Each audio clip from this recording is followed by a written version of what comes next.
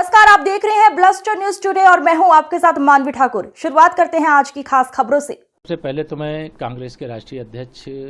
श्री मल्लिकार्जुन खड़गे जी के द्वारा इस प्रकार की असंसदीय भाषा का प्रयोग करने की कड़े शब्दों में भर्त्सना करता हूं। लेकिन कांग्रेस की डिक्शनरी में जितनी भी गालियां होती हैं, जितने भी अपशब्द होते हैं, बारी बारी से उनके सभी नेताओं ने, चाहे श्री मल्लिकार्जुन खड़गे जी हों, चाहे श्री राहुल गांधी हों, चाहे श्रीमती सोनिया गांधी रही हों, चाहे उनके अन्य नेता रहे हों,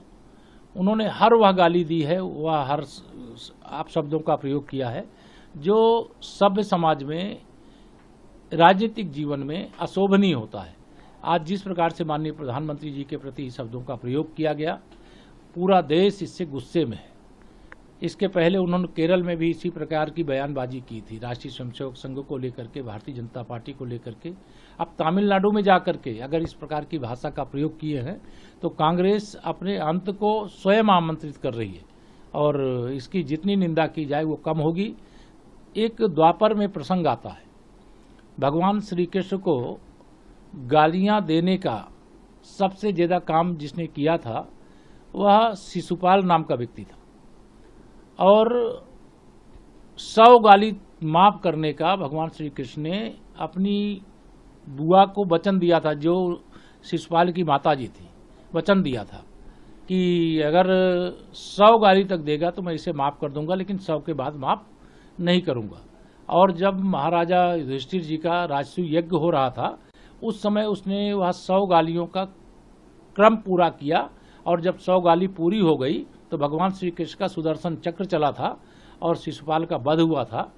कांग्रेस का मैं हत्या करने की बात हम इस समय नहीं कर सकते, उस समय की परिस्थिति, लेकिन कांग्रेस का राजनीतिक रूप से देश की जनता जरूर वध करेगी, क्योंकि माननीय नरेंद्र मोदी जी भारत के प्रधानमंत्री तो हैं ही, लेकिन देश के 150 करोड़ लोगों का नेतृत्व करते हैं और उनका अनादर करना, उनका अपमान करना, उनके बारे में